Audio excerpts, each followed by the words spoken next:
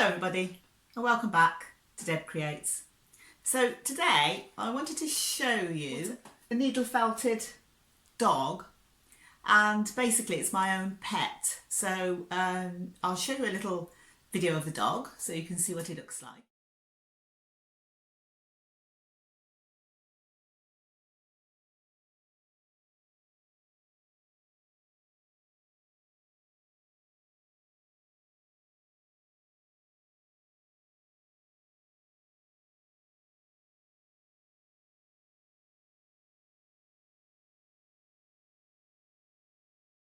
This is my needle felted version of Corey the dog. So he's a rather interesting dog, very speckly and unusual colours. So basically he's been made by needle felting, and if you've never done needle felting before and you're not sure what it is, it's basically you're using, they call it wool toppers, it's the soft wool. And it's a bit like cotton wool really. It's nice soft texture. And what you have to do with this is you have some very sharp little pointy needles there. There are about 3 different sorts that you can get for different projects, although I'm not really sure what the difference is, to be honest. But there are spiral ones and there are straight ones. So what you do is you take an amount, pull off an amount of the wool that you want.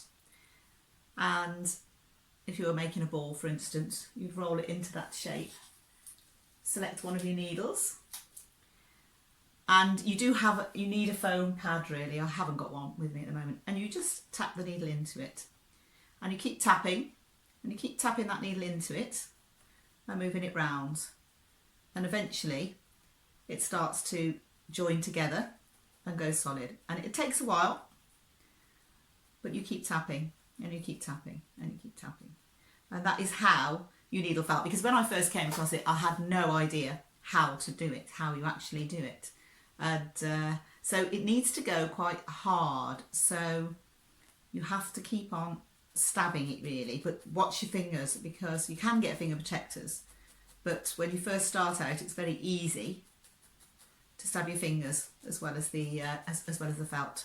So you keep going like that until you get the shape that you want. So quite big shapes for the dog, but and I saw this the idea of him jumping out of a frame. I saw that on a YouTube tutorial and thought it looked amazing. So I thought I would have a go at that as well. And it took a while to do because of the sort of intricacies of the colours.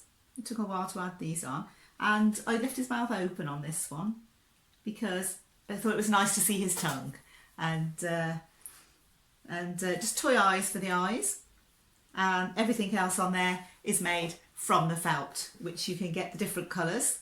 You can get them on the internet easily enough, all the different colours to use, and you have to kind of plan out your project for the shape. So I did the head first, and later on I worked on the body.